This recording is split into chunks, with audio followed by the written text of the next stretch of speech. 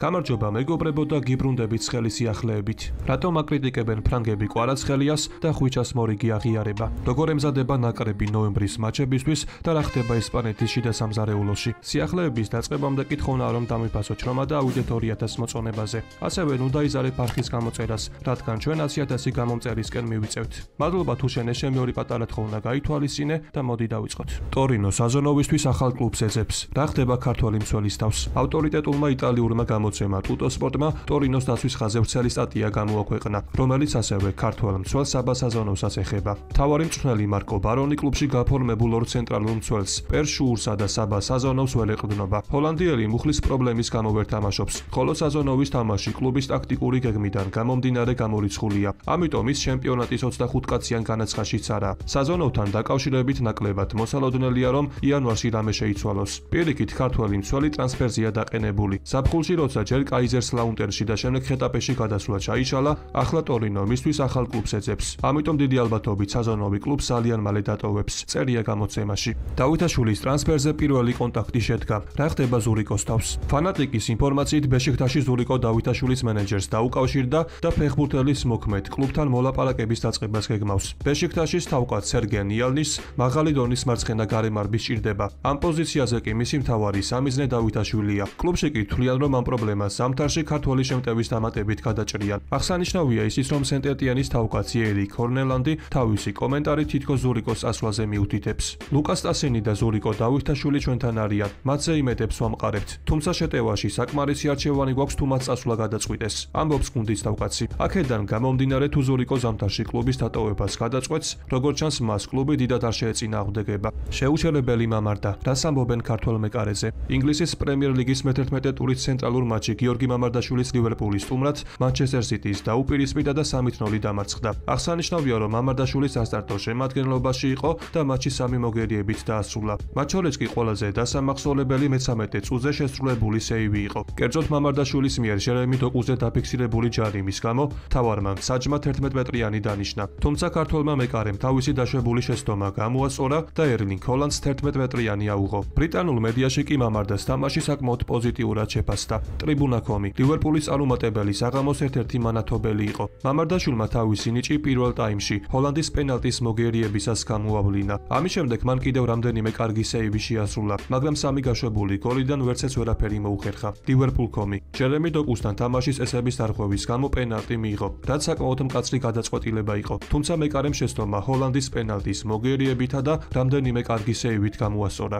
ასევე შეხვედრის შემდეგ სპორტულმა პორტალმა Football Insider-მა წითლების 3 ფეხბურთელი დაასახელა, რომლებმაც ქალაქელების წინააღმდეგ ხირსეულად ითამაშეს. ერთ-ერთი კი სწორედ მამარდაშვილი გახლდათ. ლივერპული თავის მეკარეზე იყო დამოკიდებული, რათა სიტისთან 0-3-ზე დიდი ანგარიშით არ წაიგო. მართალია ქართველმა ფეხბურთელმა დოკუს წინააღმდეგ წესები დაარღვია, მაგრამ 25 წლის მეკარემ საოცარი სეივი შეასრულა და ჰოლანდის დარტყმა მოიგერია. ტრავმირებული ალისონის ნაცვლად მოთამაშე მამარდაშვილმა დაამტკიცა, რომ შეუძლია ბრაზილიელი სოლიდური შემსვლელი იყოს. ქართველი გაშვებული გოლებისას ვერაფერს იზამდა, რადგან დაცვის ხაზმა დაუცველ მდგომარეობაში დატოვა. წერია გამოცემაში. ასევე თავისი კომენტარი მამარდაშვილმაც გააკეთა. ხშირია როცა პენალტების დროს ოპონენტის დარტყმის პროცესში იღებ გადაწყვეტილებას. ასე მოხდა ამ შემთხვევაშიც. თავიდან მეგონა რომ ჰოლანდი მარჯვნივ დაარტყამდა, თუმცა მისი გამორბენის დროს გადაწყვეტილება ინსტინქტურად შეცვალე და როგორც ხედავთ ამ ყველაფერმა გაამართლა. მართლაც ცუდი პერიოდი გვიდგას და როგორმე ამ ყველაფერს უნდა გავუმკლავდეთ. ასტონ ვილასთან და რეალთან არაჩვეულებრივად გამოვიყურებოდით, რასაც დღევანდელ მატჩზე ვერ ვიტყვი.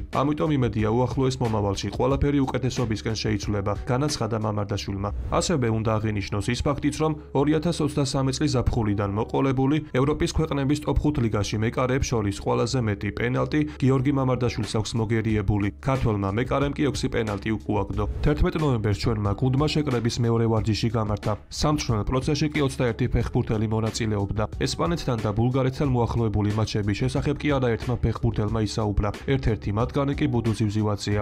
ბოლო ორი თამაში დარჩა ჯგუფის, რისთვისაც ვიმზადებით, გუნდში როგორც ყოველთვის კარი განწყობაა და ხო საქართველოს ნაკრებში არ არსებობს უმნიშვნელო თამაში, რაც არ უნდა როგორი მდგომარეობაც არ უნდა იყოს ჯგუფში. რა თქმა უნდა ამ ორ თამაში ვეცდებით რომ თუნდაც ის წინა ორი თამაშის რაც ოქტომბრის თვეში გავმართეთ გამოვასწოროთ და გამოვიკეთოთ ჩვენი ხასიათი და დადებითად შევხვდეთ შემდეგ 2026 წლის ახალ საგოლშო ეტაპს და თამაშებს.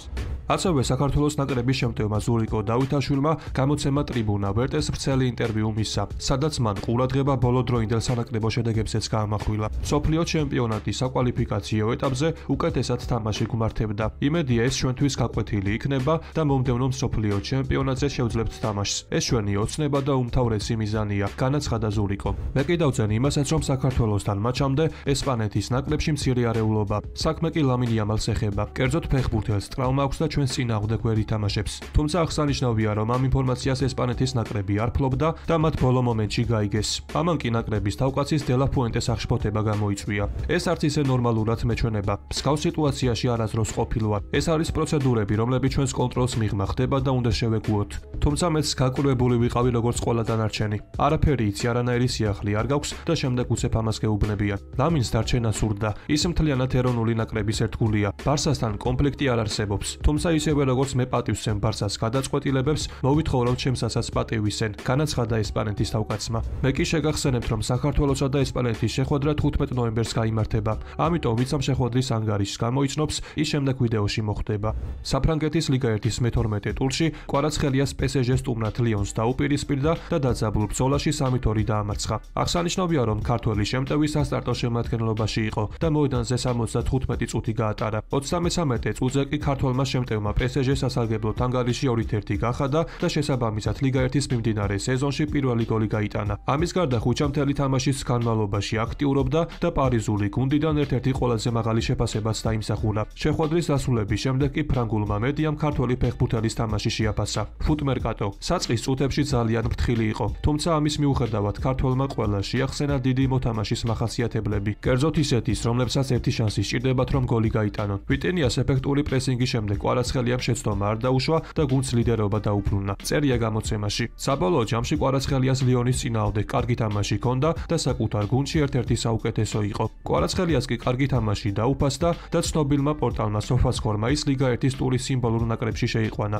მაგრამ მიუხედავად ამისა, ხუჩას თავ საკმაოდ უცნაური ინფორმაცია გავრცელდა. კერძოდ RMC სპორტის გადაცემაში After Footში ფრანგმა ჟურნალისტებმა დანიელ რიოლომ და ვალი დაშერშულმა 24 წლის ქართველ ფეხბურთელზე მკაცრად ისაუბრეს. დანიელ რიოლო, კვარაცხელია? მომდევნო კვირებში სანამ იანვარსა და თებერვალში ინტენსიური პერიოდი დაიწყება, ლუის ენრიკე რამდენიმე მოთამაშეს სერიოზულად უნდა დაელაპარაკოს.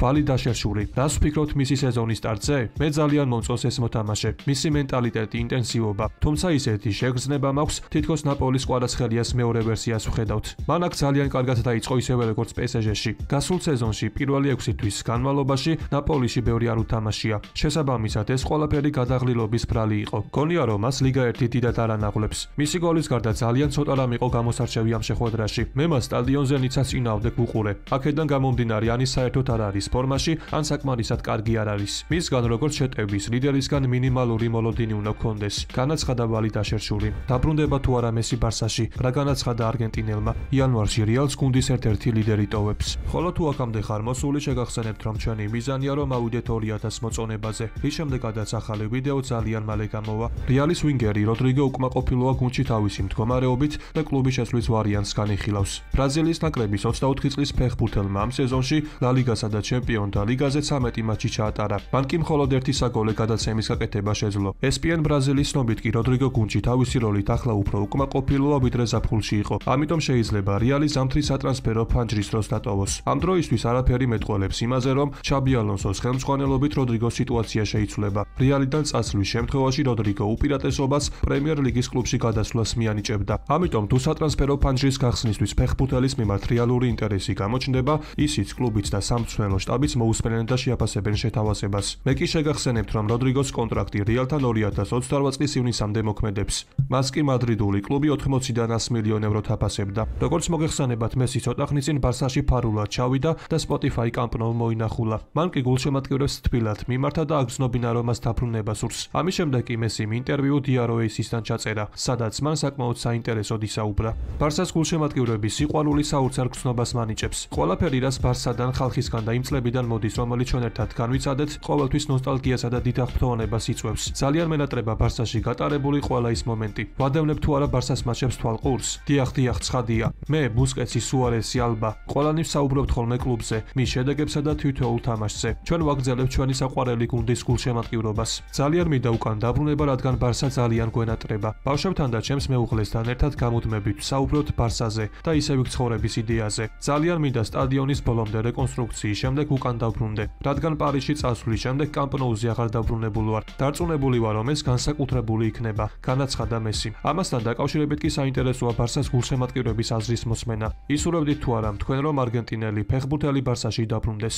დღევანდელ ვიდეოს კი ამით დავასრულებ. მოტივაციისთვის კი თხოვნა, რომ ავიდეთ მინიმუმ 2000 მოწონებაზე. ასევე გამოიწერე არხი, რათა იყო მუდმივად საქმის კურსში. ყველას გისურვებთ ჯანმრთელობას და ბედნიერებას. მე კი მომავალი ვიდეოთი ძალიან მალე დაგიბრუნდებით.